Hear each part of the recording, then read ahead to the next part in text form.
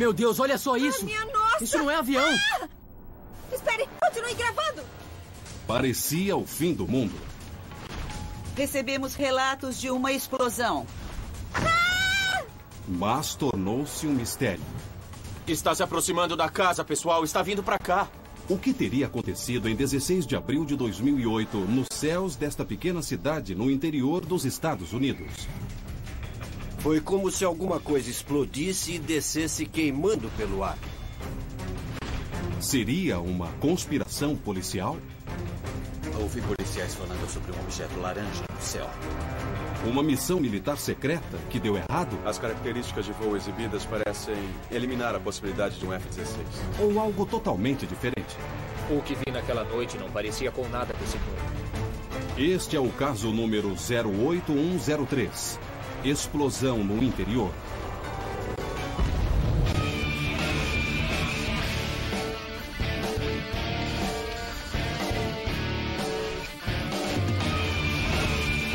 Caçadores de OVNIs. Eu não acreditava em OVNIs até aquela noite, mas agora eu acredito. No estado de Indiana, 100 quilômetros ao norte de Indianápolis, situa-se Kokomo, uma cidade pacata do meio-oeste americano. Mas em 16 de abril de 2008, algo extraordinário ocorreu neste local. Naquela noite, alguns moradores alegam ter vivenciado um contato de primeiro grau. O que teria acontecido naquela noite, 16 de abril de 2008, aqui em Kokomo? 10h30 da noite. De repente, uma violenta explosão é ouvida por toda a cidade. Houve um grande estrondo que estremeceu a cidade, fazendo janelas baterem e casas tremerem. A onda de choque seguiu para norte, atingindo casas nos condados de Howard e Tipton, se alastrando por um raio de 30 quilômetros. Seria um OVNI o responsável pela explosão? As pessoas apavoradas saíram para as ruas para ver o que estava acontecendo e viram luzes brilhantes no céu. Ouvi uma forte explosão e corri para fora para ver o que era. Pude ver uma luz laranja. Parecia uma enorme bola de fogo descendo em direção à terra. Apavorados, os moradores congestionam as linhas de emergência da polícia. As linhas de emergência estão todas ocupadas. Recebemos relatos de sons de tiro ou explosão. As testemunhas relatam que aquilo foi diferente de tudo que já viram, ouviram e sentiram na vida. Após a explosão, moradores de Indian Heights, Charlottesville e Westfield viram uma formação de luzes flutuando no horizonte. Uma testemunha que deseja permanecer anônima registrou estas imagens jamais vistas na TV. Estas fotos mostram a estranha formação de luz vista naquela noite. Será que os OVNIs chegaram ao interior da América?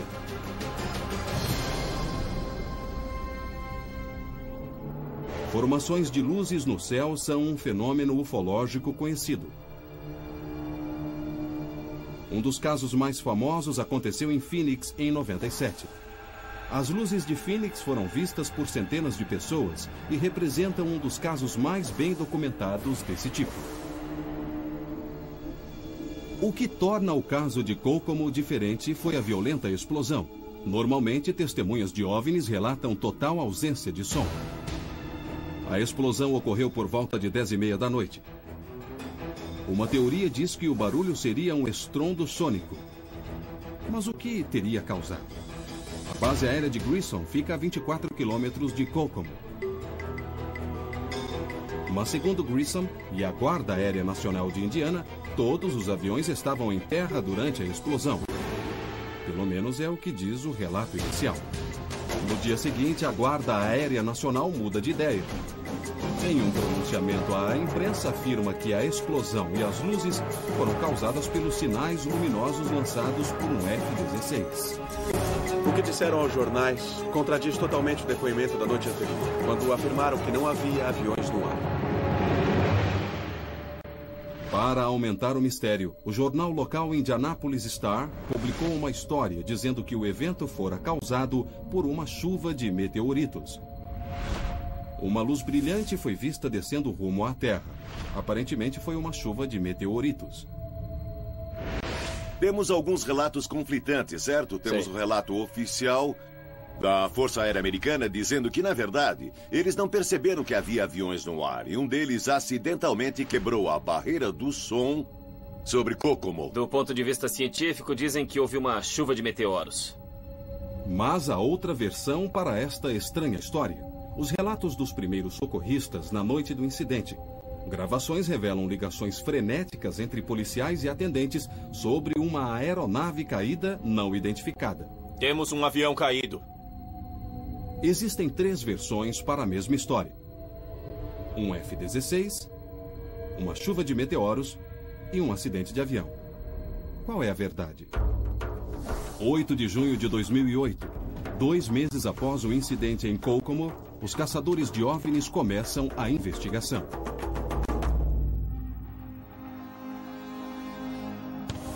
A estratégia é dividir tarefas.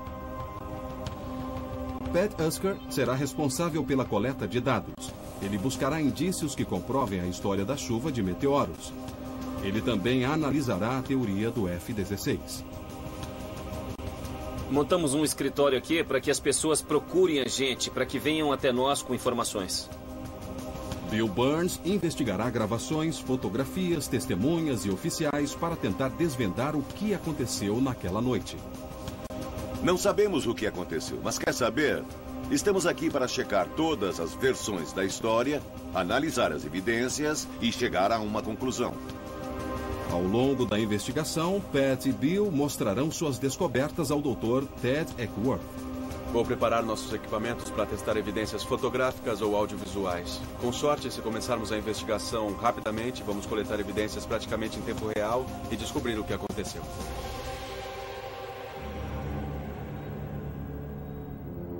Três meses antes da explosão em Kokomo, outro evento estranho foi registrado em Indiana. 16 de janeiro de 2008, a 50 quilômetros de Kokomo, em Denver, Indiana, Rob Becks e sua família registram a aparição de um OVNI em vídeo.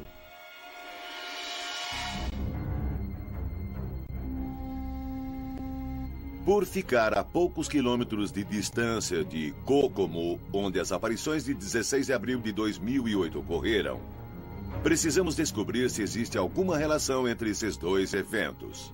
A testemunha-chave é Rob Becks, de 22 anos. Ele afirma ter avistado um OVNI às 7h30 da noite, enquanto dirigia para casa. Eu estava dirigindo por essa estrada e vi... sei lá, parecia uma torre voadora. Ao se aproximar, Rob percebe que o enorme objeto é coberto por placas refletoras. Eu não sabia o que era aquilo, não fazia ideia do que podia ser, porque não fazia barulho nenhum. Ele se aproximou e pude ver que tinha uma superfície texturizada.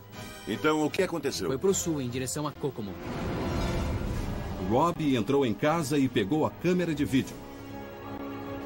Esta é a gravação feita naquela noite, exibida pela primeira vez na TV.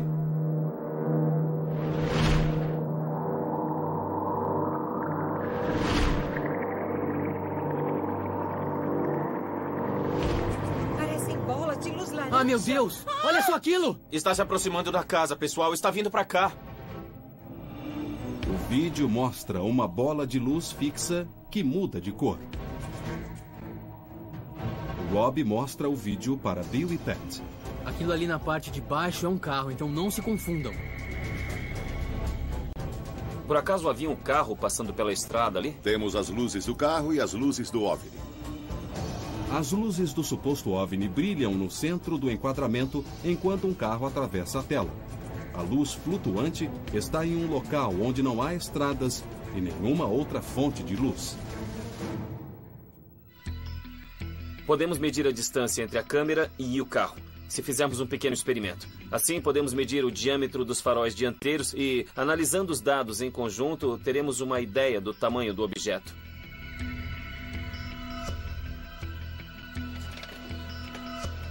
Pat usa o veículo da equipe para marcar a localização do carro do vídeo. Bill, o rádio funciona, eu tô a caminho. Positivo. Usando o enquadramento do vídeo como referência, Rob direciona Pat para o mesmo local do carro no vídeo. Eu vou medir devagar e você me diz se eu tô chegando perto. Já pode parar. Aí mesmo, perfeito. Tá legal, vou tirar as medidas agora. Pat utiliza um equipamento para calcular a distância do carro até o local onde Rob gravou o vídeo. Já consegui descobrir a distância, deu 320 metros. Após medir a distância do carro até a casa, Pat mede o diâmetro e a distância entre os dois faróis. Vamos juntar todos esses dados e enviá-los para o Ted para que ele possa analisá-los e calcular o tamanho aproximado da aeronave. O vídeo de Rob mostra apenas uma luz e nenhuma explosão. Será que esta aparição tem alguma relação com o incidente em Kokomo? Na minha opinião, há alguma coisa muito estranha acontecendo aqui em Indiana. Bill e Pat retornam a Kokomo para entregar o vídeo, a câmera e os dados coletados para Ted. Pat e Bill conseguiram tirar algumas medidas. Podemos analisar a geometria do carro no vídeo e ter uma ideia da distância e do tamanho do OVNI. Enquanto Ted examina a história de Bex, Pat e Bill voltam a investigar um incidente de 16 de abril de 2008 em Kokomo. Olá, Kokomo. Bem-vindos ao Mail Call na WWKI. A WWKI é a estação de rádio mais popular da região. Eles nos convidaram para participar do programa de entrevistas Mail Call para falar com todas as testemunhas e todas as pessoas que viram as luzes de Kokomo. Tinha 4 luzes girando em sentido horário. E tinha cores diferentes. Pareciam grandes bolas de fogo. Cat, você acha que poderia ser um sinal luminoso disparado por um avião? Eu não sei, pois elas não se moviam. Eram luzes fixas? Eram luzes fixas. Quer dizer que essas luzes não se moviam pelo céu. Ficaram paradas no ar por 1 hora. Não poderia ser um avião, com certeza. Podemos sentir que aconteceu alguma coisa muito estranha aqui em Kokomo, segundo o que as testemunhas disseram. Uma dessas pessoas é o locutor noturno da WWKI, J.J. Davis. Então, J.J., você estava no ar. Conte o que aconteceu. Houve uma grande explosão e a sala inteira tremeu, as janelas balançaram. E essa é uma cabine à prova de som. J.J. tocava uma música. O microfone não estava ligado para gravar a explosão. Você estava recebendo ligações. O painel começou a piscar? Todas as luzes se acenderam ao mesmo tempo. Tem algum exemplo para mostrar para nós? Eu olhei para o céu e vi uma grande bola, uma bola de fogo. E ela se dividiu. Então, de repente, surgiram 9 bolas de luzes diferentes. E cada uma foi para um lado. Não era um avião.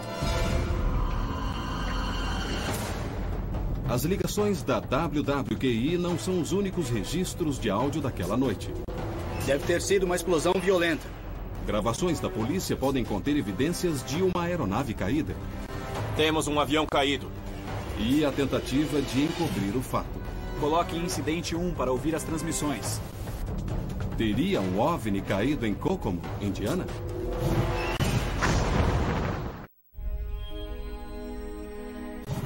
Não podia ser um sinal luminoso, porque não estava descendo e nem caindo, estava subindo. Em 16 de janeiro de 2008, em Denver, Indiana, Rob Bex gravou este vídeo de um suposto OVNI em forma de torre. Rob e sua família buscam respostas para o mistério. 3 meses depois, na noite de 16 de abril de 2008, uma explosão nos céus de Kokomo, Indiana, faz as casas tremerem em um raio de 30 quilômetros.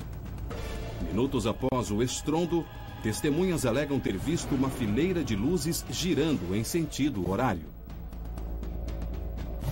Vi uma fileira de luzes. Havia 8 luzes brilhando. Era uma coisa diferente. Nunca vi nada parecido no céu. Fico arrepiado só de lembrar daquilo. Seriam estes eventos os primeiros sinais de uma invasão de OVNIs no interior americano? Bill e Pat examinam as gravações feitas pela polícia na noite de 16 de abril em busca de respostas.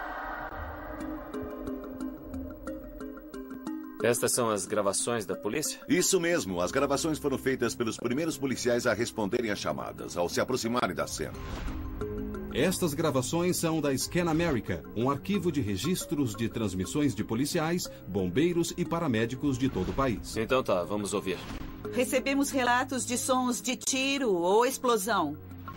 A Polícia Estadual acabou de ligar e parece que houve um acidente de avião. Houve um acidente de avião e estamos tentando descobrir a localização. Acidente de avião. É o primeiro registro. A princípio, a polícia acredita se tratar de um acidente de avião. Mas nenhuma aeronave é dada como desaparecida. O que eles estavam procurando? O condado de Tipton solicitou a ajuda de alguns caminhões de bombeiro do condado de Howard. Parece que encontraram um grande campo de destroços. Estão dizendo que pode ter sido apenas um meteorito entrando na atmosfera, mas eu não acredito nisso. Parece que sabem onde o objeto caiu. Tá ficando interessante. O incidente exige tantas viaturas que o atendente decide dedicar um canal exclusivo para o caso. Coloque incidente 1 para ouvir as transmissões. Mas e quanto ao campo de destroços? Teriam os primeiros socorristas descoberto um enorme campo de destroços? Foi por isso que mudaram de frequência? E o que teriam encontrado? Ninguém possui mais informação sobre os acontecimentos daquela noite do que esse homem, o investigador da rede de pesquisas ufológicas, Glenn Mims. Estamos trabalhando com a rede de pesquisas ufológicas. Eles coletaram evidências, entrevistaram os moradores. É uma ajuda valiosa para entender o que aconteceu aqui.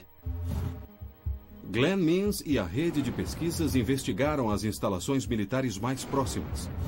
A base aérea de Grissom e a Guarda Aérea Nacional de Indiana. Ambas conduzem operações militares nos arredores de Kokomo. É preciso lembrar que esta área é intensamente sobrevoada por aviões militares, tanto de Grissom como de tankers. E de Fort Wayne, a Guarda Aérea Internacional de Indiana, que usa caças F-16. Mas, segundo as regras de voo da região, é proibido usar sinais luminosos e voar em velocidade supersônica. Segundo a seção 3E do regulamento da Força Aérea Americana 5534, qualquer voo supersônico sobre áreas povoadas deve ser conduzido acima de 9.000 metros de altura. Para as pessoas no chão, um estrondo sônico gerado a 9.000 metros de altura soaria como um ruído distante. Se esta não foi uma operação militar fora do padrão, o que teria causado a explosão naquela noite?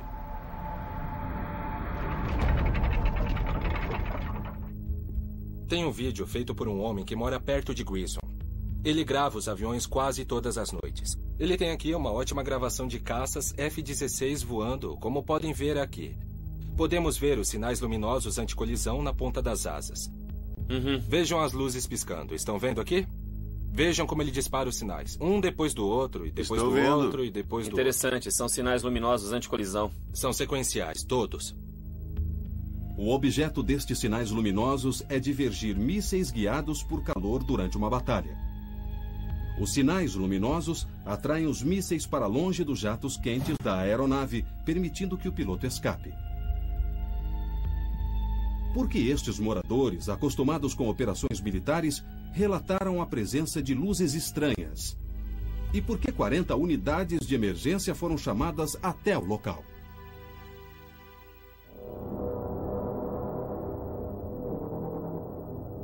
Nossa equipe fretou um avião para sobrevoar a área e fizemos um voo de reconhecimento sobre a região sul de Kokomo, a leste e oeste. Encontramos algumas coisas muito, mas muito interessantes. E o que mais chamou nossa atenção foi uma cratera. Qual o tamanho do buraco? Eu diria que tem mais ou menos uns 2 metros de diâmetro. Sabemos exatamente onde está sendo feito o reconhecimento do terreno. Eu acho que a gente deve ir até lá. Exatamente. Se alguma coisa caiu neste lugar, deve haver algum tipo de evidência. A essa altura, em nossa investigação, é nisso que devemos focar. Pat e Glenn buscam o local onde o suposto OVNI teria caído. Vamos tirar as coisas do porta-malas. Precisaremos das botas. O que sabe sobre a existência desse buraco?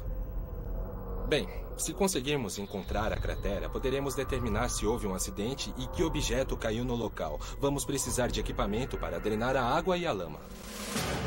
Desde que as fotos foram tiradas, esta região foi inundada pelas chuvas. Eu tenho uma pergunta para você. Fala. Quantos baldes de água você carrega?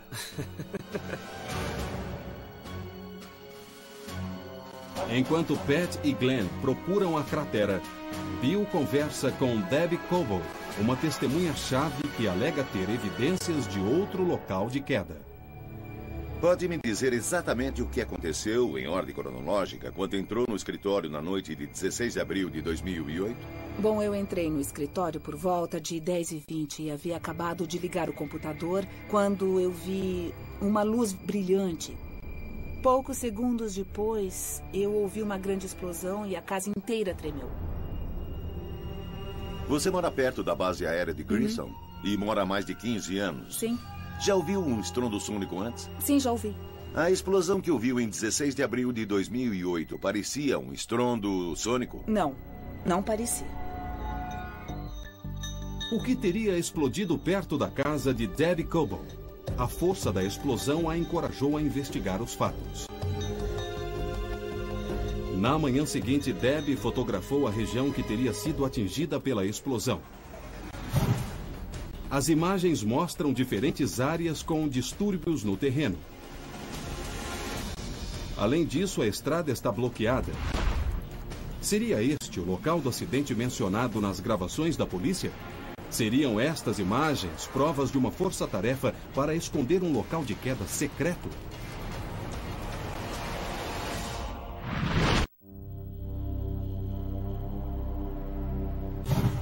O condado de Tipton solicitou a ajuda de alguns caminhões de bombeiro do condado de Howard.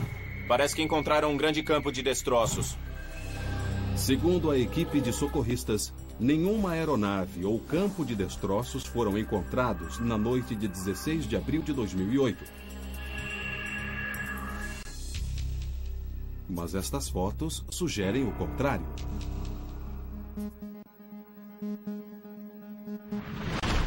Este caso está cada vez mais estranho. Conversamos com um sargento da delegacia do condado de Howard, Rich Ferguson, e ele vai nos dizer exatamente o que aconteceu naquela noite. Dos 40 oficiais que atenderam o chamado naquela noite, o sargento Ferguson é o único disposto a contar sua história. Pode me dizer quando recebeu a primeira chamada, achou que havia algo errado e onde você estava? Eu estava na zona norte da cidade fazendo uma patrulha. Recebi o chamado sobre uma grande explosão e a linha da polícia foi inundada por chamadas de emergência. Uma dessas ligações foi feita por um morador da rodovia US 31, no número 300 da North County Road, que relatou a queda de um avião perto de sua casa. Atenção todas as unidades próximas do número 300 de North County, na rodovia 31. Temos uma aeronave caída. Por volta de 10h45 da noite, o sargento Ferguson e o grupo de viaturas chegam no cruzamento da rodovia 31 com a North County Road. Este local fica a poucos quilômetros da área fotografada por Debbie Coble na manhã seguinte. Havia 75 ou 80 socorristas, paramédicos, bombeiros, policiais. Todos procuravam uma aeronave caída. E alguém encontrou alguma coisa? Não, não encontraram nada, nada. Se nenhuma aeronave foi encontrada, o que as testemunhas viram nos céus de Kokomo? Seria a mesma aeronave vista 3 meses antes por Robbie Becks? Rich me levou até a casa de Mike Blake. Foi Mike quem se apresentou e disse: viu uma coisa caindo do céu e destroços. Eu ouvi uma grande explosão, corri para o quintal imediatamente e olhei para o céu, para leste. Em que direção exatamente? Foi mais ou menos ali, naquela ali, direção. Certo. Pareciam destroços voando no céu e achei que poderia ter ocorrido uma colisão aérea. Alguma coisa aconteceu naquela noite. Então a impressão que teve foi que alguma coisa se desintegrou em pleno ar. Sim. Não vi nenhum objeto em chamas se aproximando do chão. Em outras palavras, não pude ver nada caindo na terra. Apenas as luzes.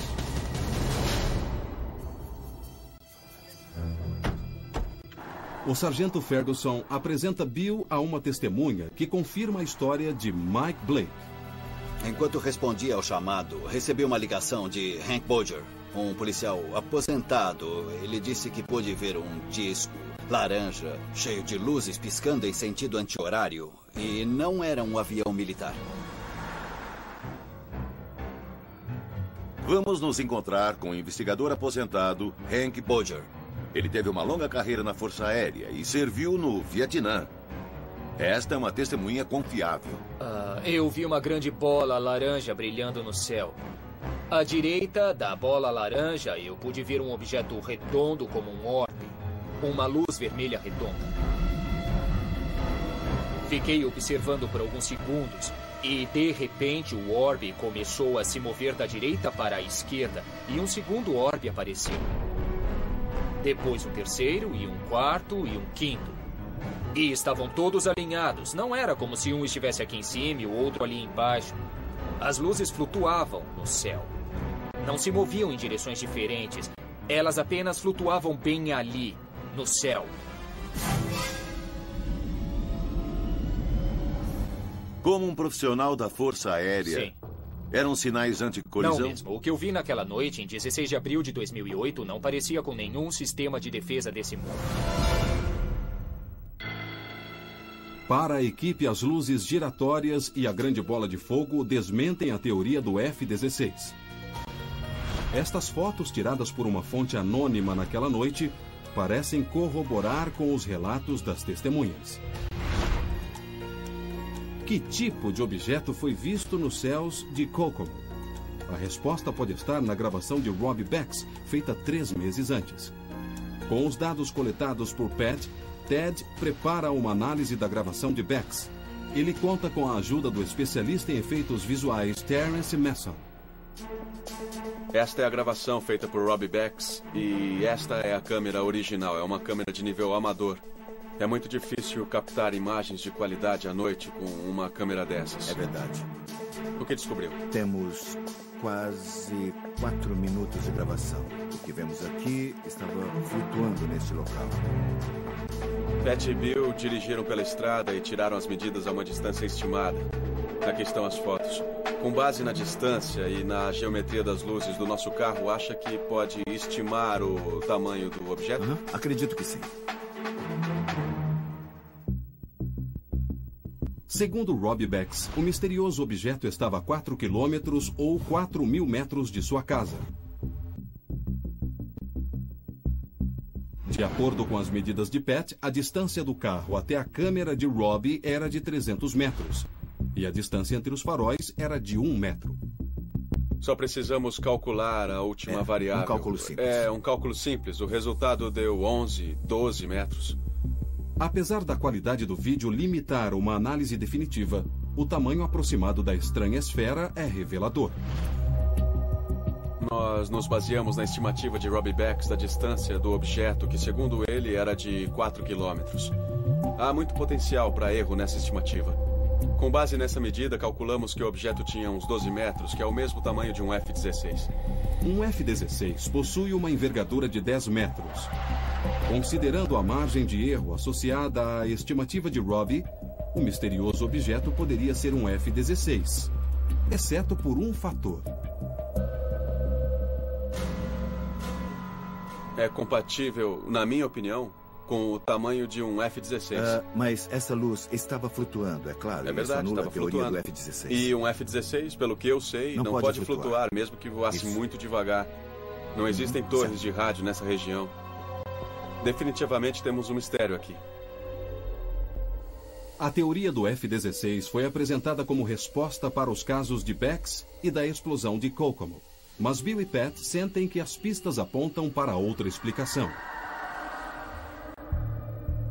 Em Kokomo, Pat e Glenn continuam em busca do local da queda.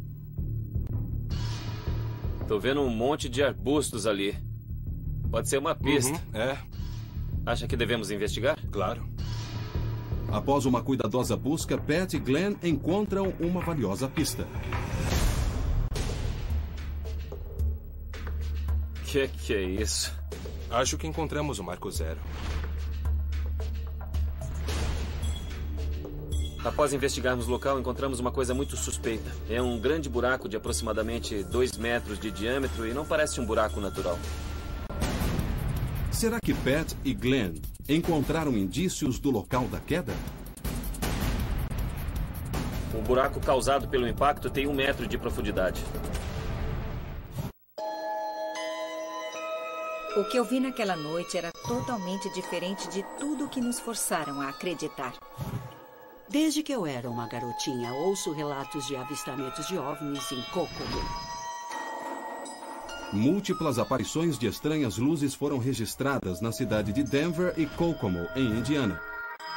Nossa equipe tenta descobrir se o interior americano é uma área de avistamento de OVNIs. Pat e o investigador Glenn Means localizaram uma estranha cratera e acreditam que ela esteja ligada à explosão que assolou Kokomo em 16 de abril de 2008. Mas uma cratera não devia ser maior do que isso? Não se ela for feita por algo do tamanho de uma bola de beisebol ou menor. Segundo as nossas medidas, esse buraco tem cerca de 1 metro de profundidade. Então o buraco do impacto desce 1 metro abaixo da superfície. E se este for o buraco do impacto, ainda não temos provas.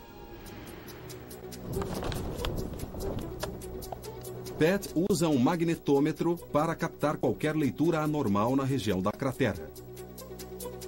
Meteoritos possuem muito ferro.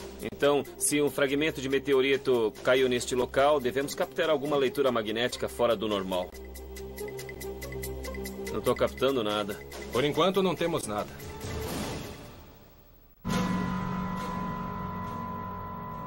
O Glenn e eu viemos aqui na esperança de encontrar alguma pista relacionada à grande explosão.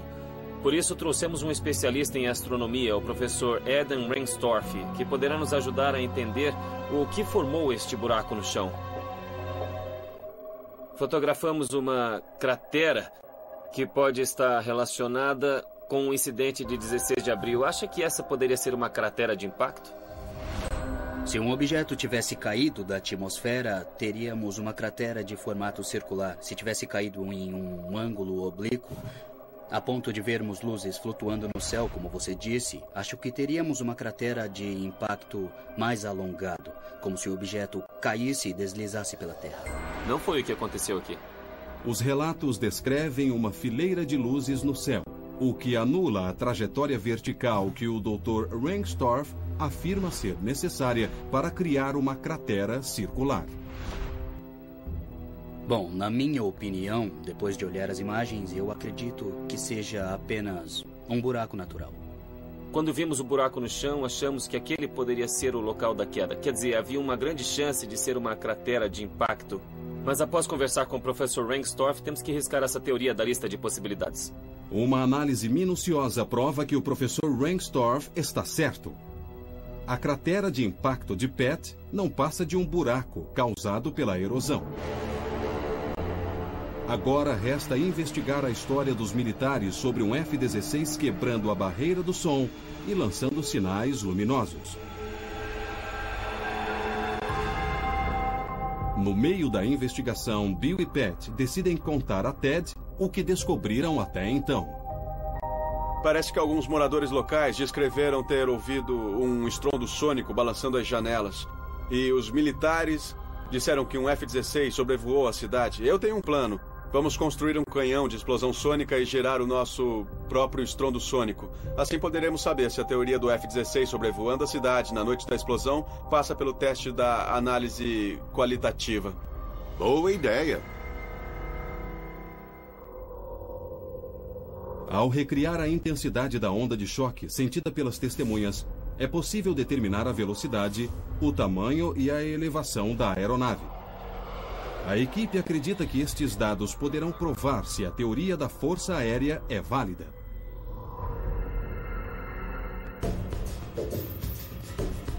O canhão sônico é construído em Indianápolis. Está tudo pronto. Pat e Bill se preparam para reunir as testemunhas do incidente em Kokomo. Olha só, Kokomo está aqui. Kokomo está aqui. As pessoas ouviram o barulho por um raio de 30 quilômetros, mas 4 testemunhas tiveram uma experiência muito mais forte. Forte mesmo. Você falou com essas pessoas? Eu falei com cada uma delas e elas moram nesta região aqui. Debbie Coble e Hank Boger, de Kokomo. E Mike Blake e Diane Bryan, de Sharpsville. Acha que podemos reuni-las no mesmo lugar? Vamos fazer isso.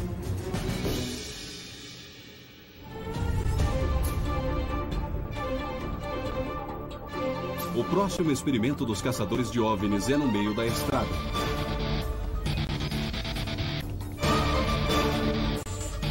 Com a ajuda das testemunhas, a equipe tentará reproduzir os níveis de som e as ondas de pressão daquela noite, para descobrir se foram gerados pelo estrondo sônico de um F-16 ou por alguma outra coisa. Mas o que é um estrondo sônico? Um estrondo sônico é criado quando um objeto se move no ar mais rápido que a velocidade do som. Quando um avião voa normalmente, ele desloca o ar por sua superfície, enviando ondas de pressão do corpo para a atmosfera. O estrondo sônico é criado quando as ondas de pressão se acumulam na frente do objeto. Isto cria um salto repentino na pressão e gera o estrondo sônico.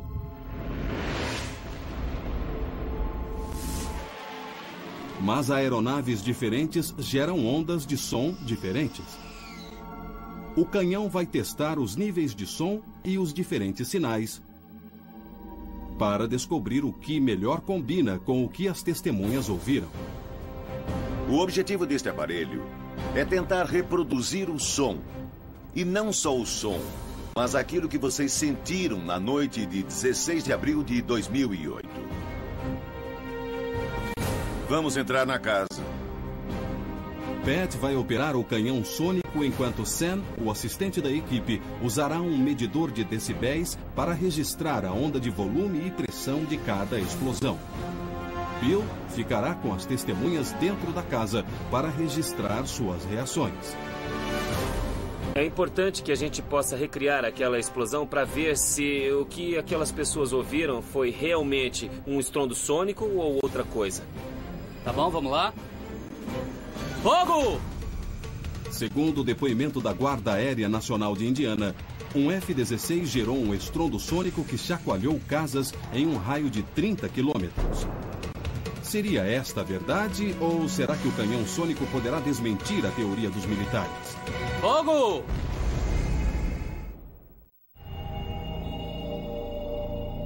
Meu marido e eu estávamos deitados no sofá, vendo TV, e então ouvi uma explosão muito alta. A casa tremeu com tanta força que achamos que alguma coisa havia caído no quintal. Eu cheguei a pensar que estávamos sendo atacados por alguém ou alguma coisa.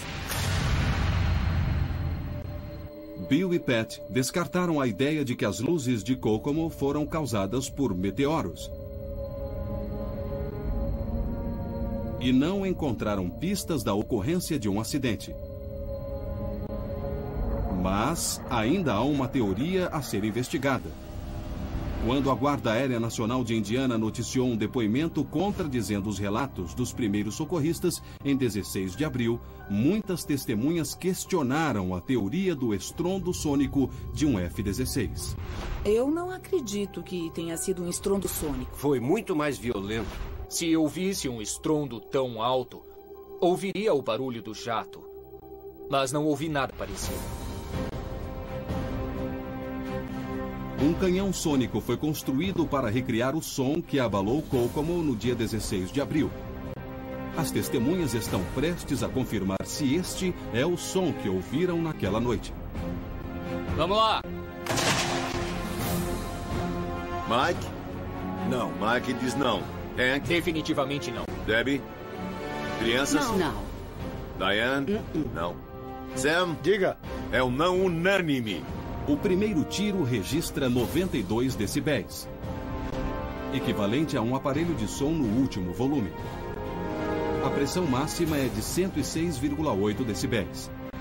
Esta é a medida de uma força acima da pressão atmosférica normal exercida por uma explosão. Hora de recarregar. Fogo!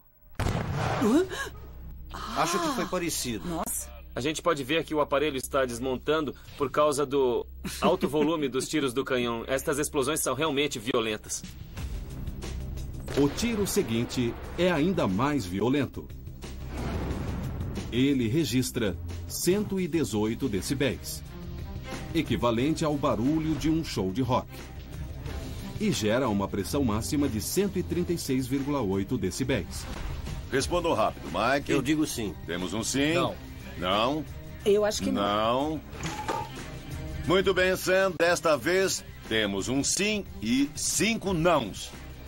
Mike Blake, a testemunha que ligou para a polícia e acredita ter ouvido uma colisão aérea perto de sua casa, diz que o barulho é o mesmo. Para os outros, ainda não foi forte o bastante.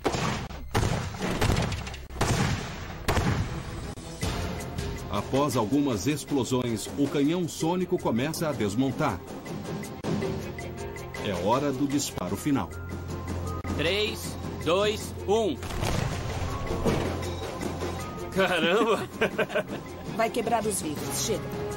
O último disparo gera 116 decibéis de som e uma onda de pressão máxima de 137,5 decibéis. O bastante para quebrar uma janela e destruir o canhão sônico. Muito bem. Todos para fora. O que acharam da experiência? Barulhenta. Muito barulhenta. É barulhenta como a grande explosão? Acredito que sim, sim. Mike Blake diz que sim. Não. Quem é que diz não? Debbie? Não. Ainda não temos uma resposta definitiva. É claro que temos que fazer mais testes. Vamos enviar estes dados para o Ted para ver o que ele tem a dizer. No laboratório, Ted está pronto para dar sua opinião sobre o experimento com o canhão sônico. Basicamente, temos um grupo de testemunhas que alega ter ouvido uma forte explosão. Com o teste do canhão, o objetivo era recriar o barulho que eles ouviram, para que dissessem, sim, foi isso que eu ouvi. Não. Com estas informações, podemos calcular que tipo de aeronave sobrevoou a cidade, se foi mesmo uma aeronave e se a teoria dos militares é verdadeira. A análise final dos testes mostra que a onda de pressão do barulho ouvido por Mike combina com a de um caça F-16 ou F-18, quebrando a barreira do som.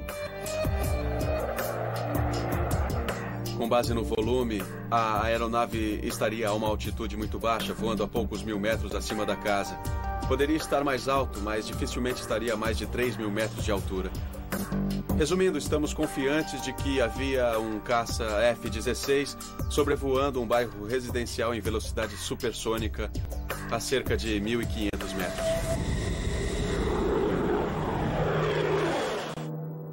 Mas apenas uma pessoa identificou o barulho, enquanto 5 testemunhas afirmam terem ouvido um som mais intenso. Isto significa que o F-16 estaria abaixo de 1.500 metros ou havia uma outra aeronave. O avistamento de Bex recebe um novo significado. A análise de Ted estima que o objeto tinha 12 metros, aproximadamente o mesmo tamanho que um F-16. Mas as características de voo registradas não combinam com a de um F-16. Seria este o mesmo objeto que quebrou a barreira do som em Kokomo? É possível que um caça F-16 tenha quebrado a barreira do som ao sobrevoar a cidade. Então ele dispara um sinal luminoso, a bola de fogo que as testemunhas viram. Eu concordaria com a teoria do F-16, mas eles viram uma grande bola de luz laranja. Então eles viram uma fileira de luzes vermelhas flutuando, movendo-se em um círculo concêntrico. Segundo os relatos das testemunhas, a explosão original foi muito mais alta do que as explosões produzidas durante o experimento. Se o barulho foi causado por um F-16, ele estaria voando abaixo de 1.500 metros. E isso vai contra o protocolo dos pilotos de caça da Força Aérea. Os objetos vistos nos céus de Denver e Kokomo permanecem desconhecidos. Algumas teorias foram eliminadas. Outras parecem improváveis. Mas a busca por respostas continua e a possibilidade da aparição de um OVNI permanece.